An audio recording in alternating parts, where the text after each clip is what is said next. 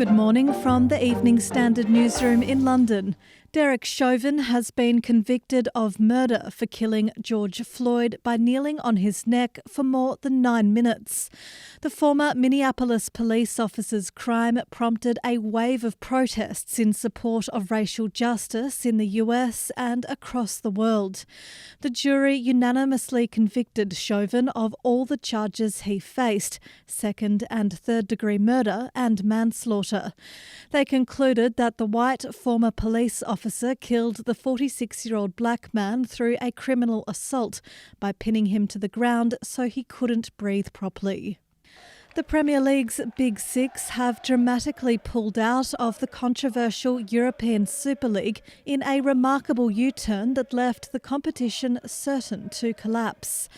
Arsenal, Chelsea, Liverpool, Manchester City, Manchester United and Tottenham had announced they were joining 3 Italian and 3 Spanish clubs in forming the new breakaway tournament to be played midweek throughout the club season.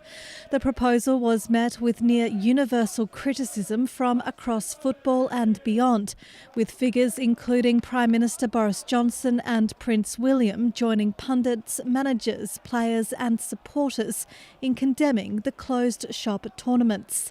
Only 48 hours later, the project lies in tatters after half of its founding members withdrew their support.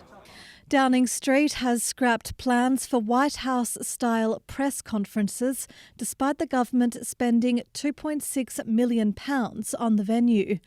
The room in No. 9 Downing Street has been kitted out with cameras and rows of chairs for journalists, and the Prime Minister's press secretary Allegra Stratton was due to field questions from political correspondents.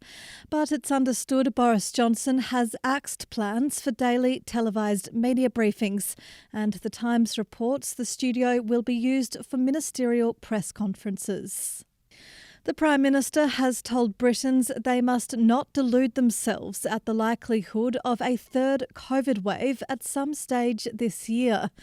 Boris Johnson says the majority of science opinion believed there would be a third wave in 2021, adding Britons must prepare themselves for it and learn to live with COVID.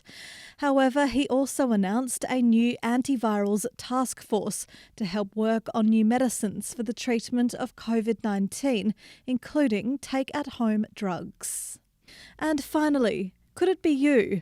A lucky UK ticket holder has won last night's jackpot prize of £59 million in the Euro Millions draw.